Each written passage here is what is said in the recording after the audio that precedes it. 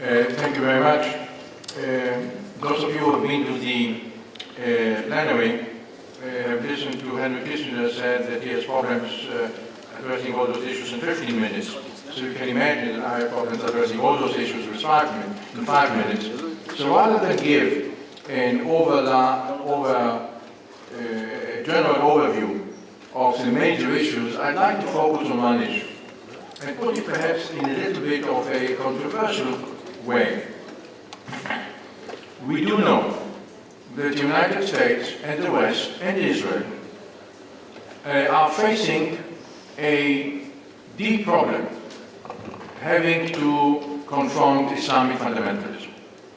But the one thing we should not do is to create a stereotyping view of Islam and equate Islam as a culture, as a religion, with Islamic extremist and sometimes terroristic fundamentalism.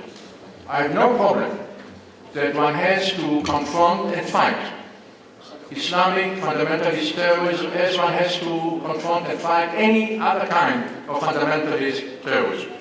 However, one has to realize that we are not in the middle of a clash of civilizations. We are not. There is a clash, but it is not something similar to the clash between Western democracies and communism. Because Soviet communism in its worst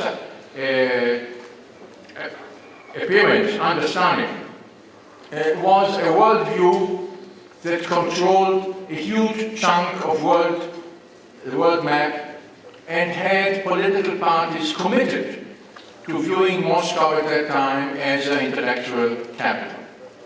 This is not the case today when one faces Islamic fundamentalism. Even if one has to face Iran, which is a very serious danger, one has to realize that Iran, as a Shia country, is viewed as an enemy by most Sunni and especially Sunni Arabs.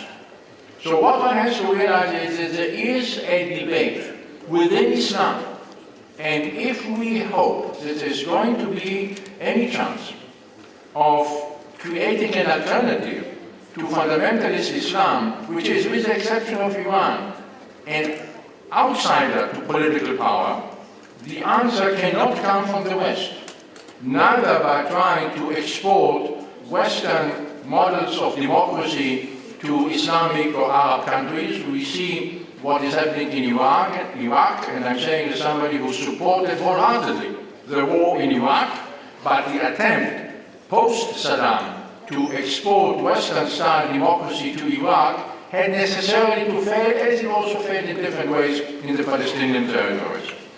The only people who have a chance of confronting successfully fundamentalist Islam are moderate Muslims.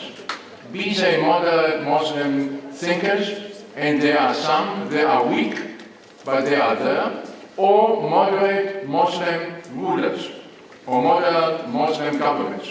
And this puts the democratic West in a problem, because we have to create coalitions against extreme Islamic fundamentalism, and the coalition partners are sometimes not very pleasant partners. Our partners may be people like Musharraf in Pakistan, maybe President Mubarak of Egypt. I don't want to say as an Israeli citizen anything bad about President Mubarak who keeps peace with Israel, but certainly preaching democracy in a country like Egypt, where the alternative to the present regime may be the Islamic Brotherhood, the Muslim Brotherhood, is really counterproductive. It may be the Saudi ruling dynasty, which is trying to do something now after having sinned historically with supporting Islamic fundamentalism. These are the only people who can fight successfully fundamentalist Islam.